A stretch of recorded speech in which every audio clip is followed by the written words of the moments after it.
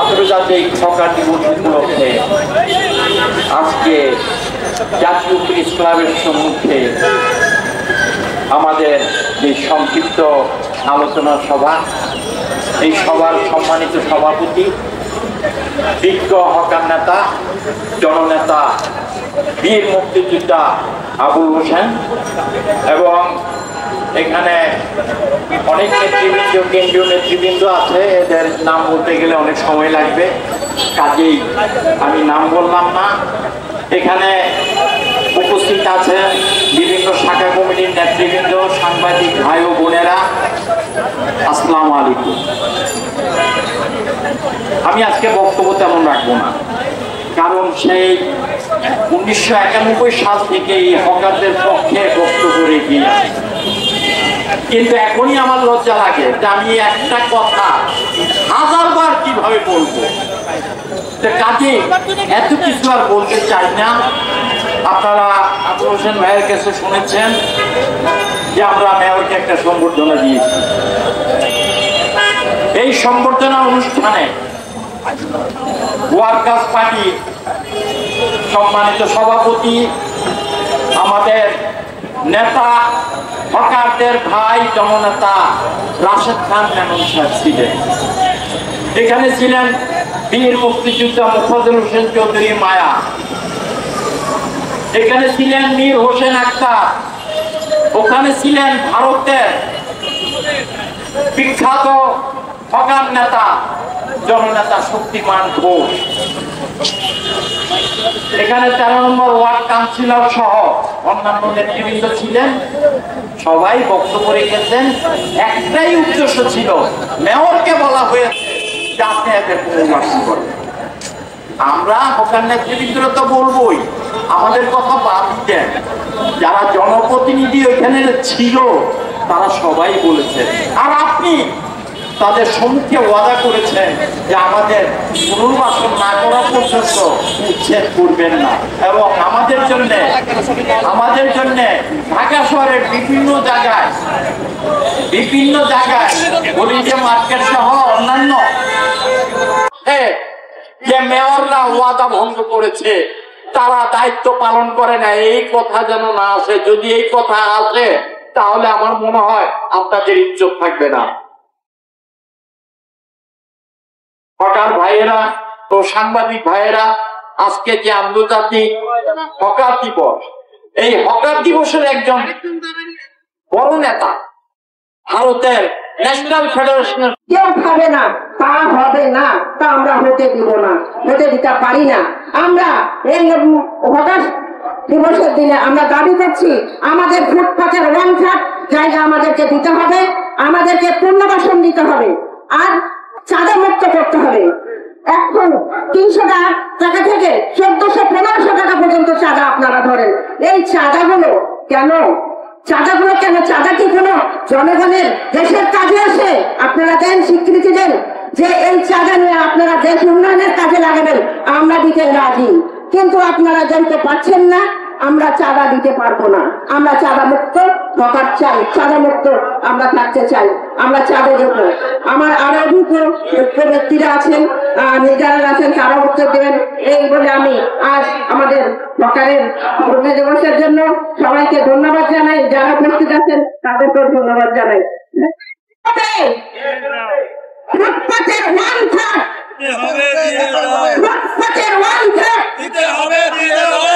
হকারের পুনর্বাসন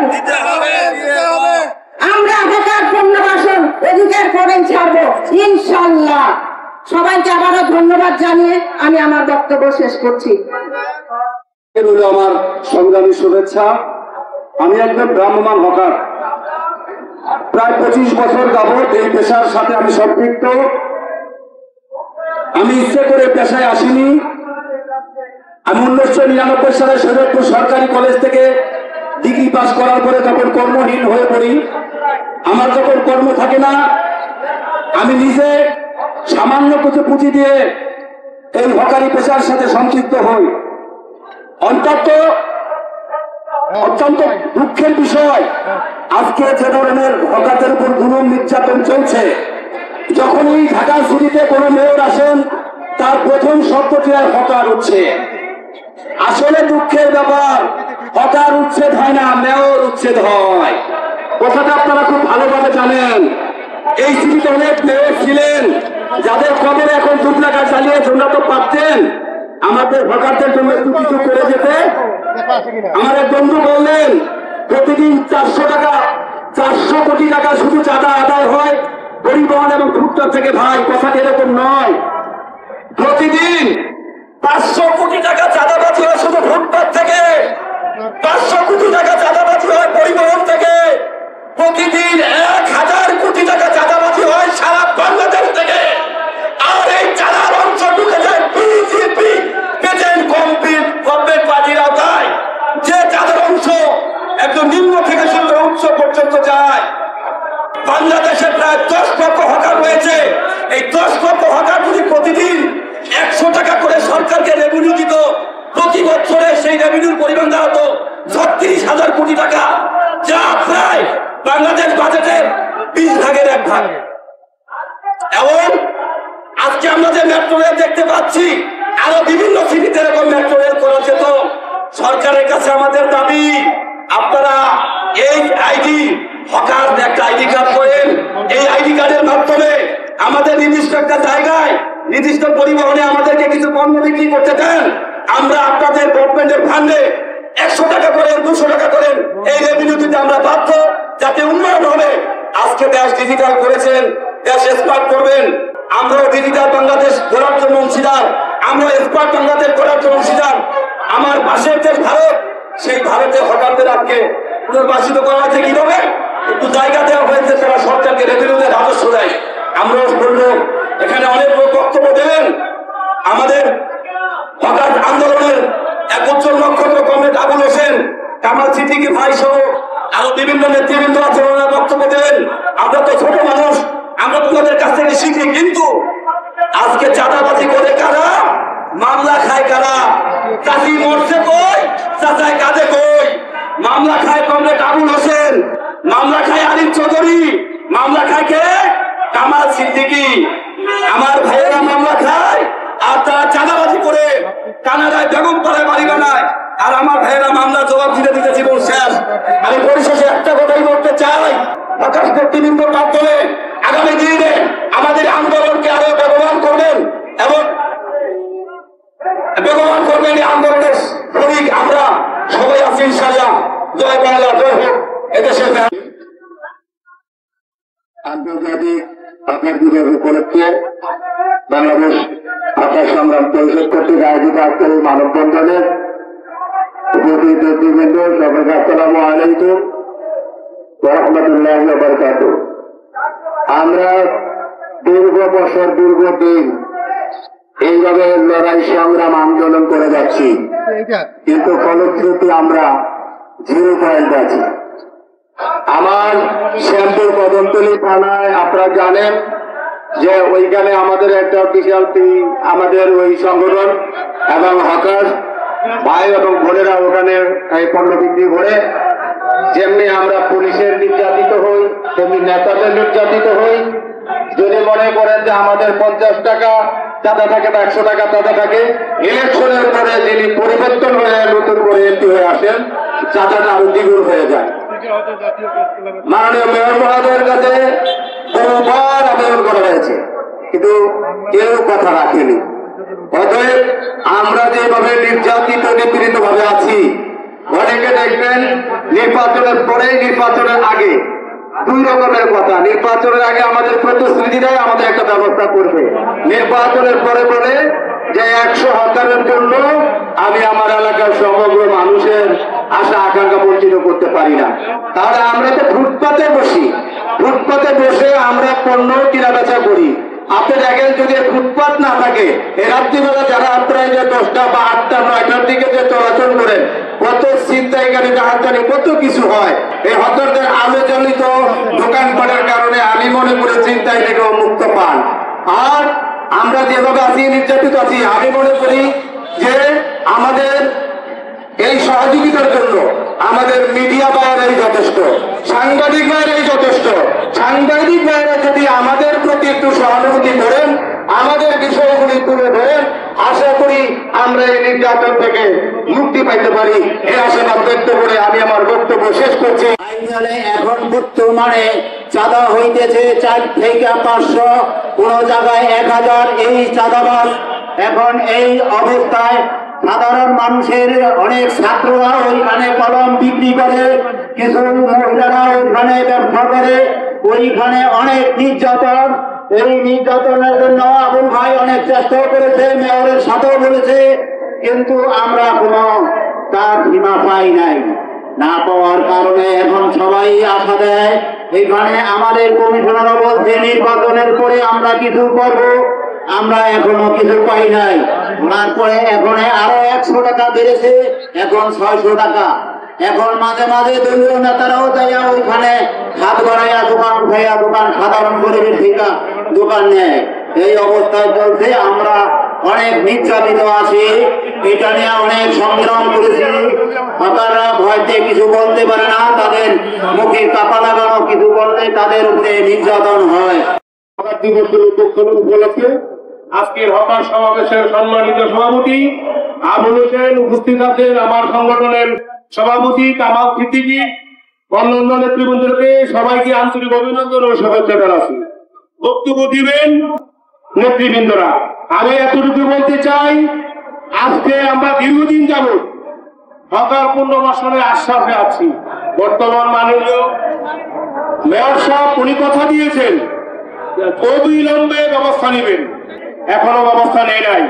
ওনার সাথে যখন কথা বলছিলেন এই ভবনটি কি পেয়েছেন, তখন বলছিলাম এই ভবনটি হামলা এবং মামলা পেয়েছি, আশা রাখি আপনার কাছ থেকে একটা পুনর্বাসন পাবো, আশ্বাস দিবেন, কিন্তু এখনো হচ্ছেন না। তাই বছর পূর্তি হয়ে গেছেন, আর 1 বছর সময় আছে।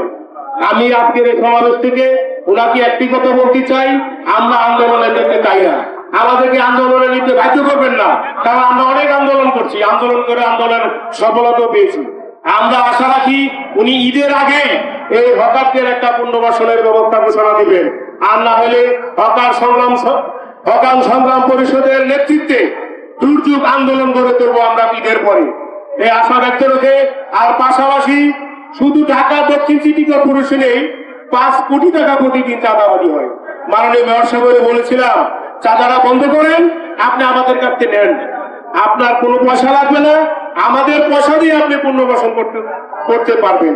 উনি প্রতিশ্রুতি দিয়েছেন, কিন্তু চাঁদাটা এখনো বন্ধ হয় না, নির্মম ভাবে চাঁদা চলছে, যেটা আমার মনে হয় যে একটা বৈধ সরকার ঘোষণা দিয়েছেন চাঁদাবাজি করতে। আমরা এলে চাঁদাবাজরা কোনো গ্রেপ্তার হচ্ছে না, নির্বিঘ্নে প্রতিনিয়ত চাঁদার সংখ্যা বাড়ছে। মতিঝিল আইডিয়ালের প্রতি সপ্তাহে চাঁদা বাড়ে এবং অনেক নিরীহ হকারদেরকে উচ্ছেদ করে অন্য অন্য এলাকার মস্তানদেরকে দিয়ে উঠে অন্য লোকের বসাচ্ছেন টাকার বিনিময়ে। আমি প্রতিবাদ জানাই এবং জোরালো ব্যবস্থা নেওয়ার জন্য সংশ্লিষ্ট কর্তৃপক্ষ সহ সরকারের ঊর্ধ্বতন আমি অনুরোধ করছি, নইলে আন্দোলনে আমরা পিছপা হব না। আশা রাখি আজকে এই অনুষ্ঠানের সকলকে উপস্থিত হওয়ার জন্য আন্তরিক অভিনন্দন এবং বন্ধু আমার, আজকে 25শে মে আন্তর্জাতিক হকার দিবস। সারা বিশ্বে এই দিবসটি পালিত হচ্ছে হকারদের সংগ্রাম এবং সংহতির প্রতীক হিসাবে। এখন আপনাদের সামনে বক্তব্য রাখবেন হকার সংগ্রাম পরিষদের অন্যতম শীর্ষ নেতা তৃণমূল হকার সিংয়ের কেন্দ্রীয় নেতা জনাব সাইনুল বাটার। এখন আপনাদের সামনে বক্তব্য রাখবেন সাইনুল বাটার। কথা বলেছি, অনতি বিলম্বে যদি সেই জায়গাগুলো আমাদের বুঝিয়ে না দেন, তাহলে আমরা নিজেরাই বুঝিয়ে নিতে বাধ্য হব। আমরা মেয়রের আদেশের অপেক্ষায় থাকবো না, কিন্তু আমরা নিজেরা আইন হাতে তুলে নিতে চাই না।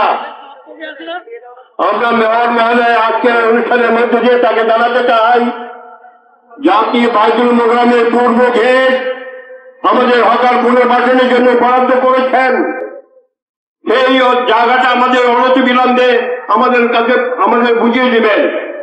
তা যদি না চান, তাহলে আমরা নিজেরা এই জায়গা বুঝে নেব। আর আপনিও বলেছেন গুলিস্তানের যতগুলো মার্কেট রয়েছে সেই মার্কেটের আন্ডারগ্রাউন্ড অংশ আমাদের দেবেন। আমি আজকে অনুষ্ঠানের মধ্যে দিয়ে বলবো ওই আন্ডারগ্রাউন্ড ফাঁকা করে দেন। যদি আপনি ফাঁকা না করেন তাহলে আমার হকাররা ফাঁকা করে সেখানে পড়ে যাবে। আমরা ভিআইপি ইয়র্ডটা ছেড়ে দিতে চাই, আমরা দখল করতে চাই না, কারণ আমরা দখলবাজ না, আমরা রুটি রুটি করে খাই, আমরা কোন রকম জবরদখলে বিশ্বাস করি না। আমরা এই দেশের নাগরিক, সরকারের দায়িত্ব হচ্ছে আমাদের জীবিকা নিশ্চিত করা। এই রকম বেকার দেশে যেখানে কোটি কোটি বেকার লোক, সেখানে আমরা স্বল্প পুঁজি দিয়ে নিজের উদ্যোগে কর্মসংস্থান তৈরি করেছি, তা নিয়ে আমাদের সংসার চালাই, অর্থনীতি সেবা করি। আপনি সেদিকে খেয়াল না করে আপনি তেলে মাথায় তেল দেন। এই তেলে মাথায় তেল দেওয়া বন্ধ করুন। মাননীয় প্রধানমন্ত্রী গতকালকেও বলেছেন যে দেশের যারা শ্রমিক কৃষক তারা অত্যন্ত পরিশ্রম করে দেশের এই অর্থনীতিকে উন্নতি করছেন, তাদের সাথে সদ্ব্যবহার করতে হবে, তাদের সাথে ভালো ব্যবহার করতে হবে। আর প্রধানমন্ত্রীর পিতা আমাদের জাতির পিতা বঙ্গবন্ধু শেখ মুজিবুর রহমান বলেছেন, কৃষকরা দুর্নীতি করে না, শ্রমিকরা দুর্নীতি করে না, দুর্নীতি করে ভদ্রলোকরা। ওই সচিবালয়ে যারা রয়েছেন তারা দুর্নীতিবাদ। আর আপনার এমপি মন্ত্রীরা যে পরিমাণ দুর্নীতি করছে তা তো আমরা দেখতেও পাচ্ছি। ফলে আমরা কারো বিরুদ্ধে কোনো কুৎসর করতে চাই না, আমরা শুধু বলতে চাই যে আমাদের পুনর্বাসন করবেন। আপনি সদরকালের হকার উচ্ছেদ করেছেন, সেখানে হকাররা বিক্ষোভ করেছে তাদের অধিকারের জন্য, এবং সেখানে আপনি পুলিশ দিয়ে হকার বিক্ষোভ দমন করেছেন। এটা বেআইনি, এটা দেশের আইনের পরিবর্তন। একই সাথে আজকের এই অনুষ্ঠানে সমাপ্তি ঘোষণা করছি। দুনিয়ার মধ্যে রাখা জয় বাংলা।